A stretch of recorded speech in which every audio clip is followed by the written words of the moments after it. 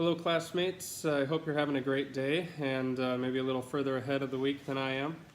So this week we talked about the base to final turn. This is a really critical phase of flight. We're maneuvering the airplane at slow speeds close to the ground, so there's really small room for error. And so one of the big issues that makes up the 10% fatality rate for aircraft accidents is the forcing the plane onto the final.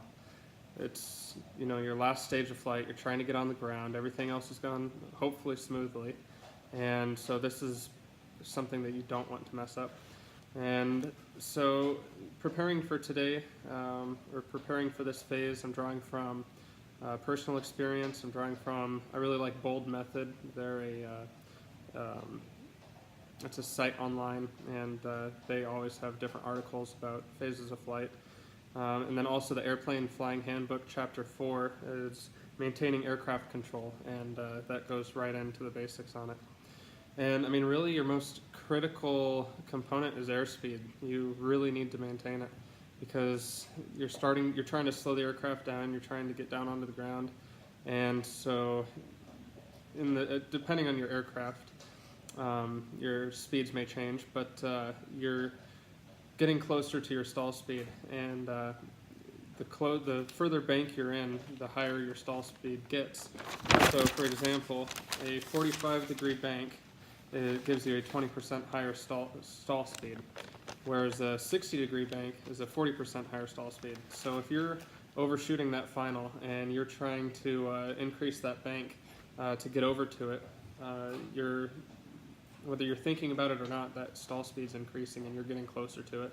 So maybe a change in wind direction, something that simple could just put you at that stall speed, and now you're working with maybe less than 500 feet to recover. So it's really important that you practice those power off stalls, power on stalls, and not only just maintaining heading, but you really want to do it in a turn too.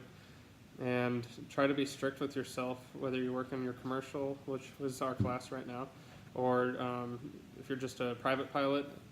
Everyone's making those landings, so it's good to practice those stalls. And coordination is something that's really important.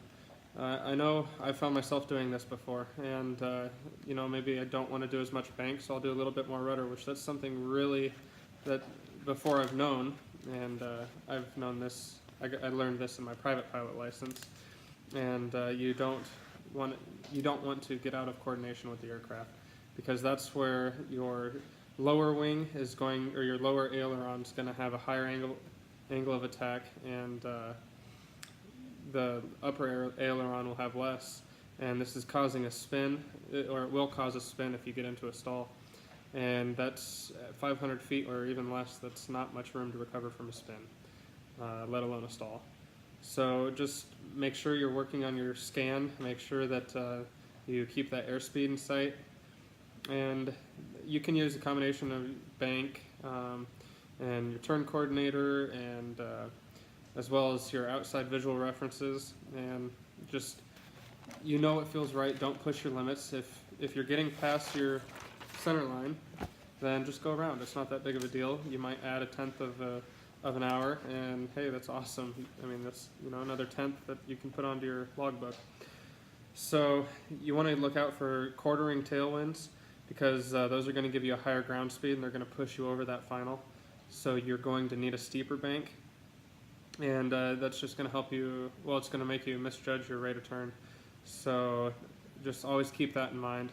Also, you're inputting your flaps in this stage, and so that can be a big issue because your lift is changing, and so your airspeed is changing, and so is your altitude. So just maintain coordination and situational awareness, and practice those stalls, and you should be all right. I hope everyone's week is wrapping up nicely, and look forward to seeing what everyone has to offer this week.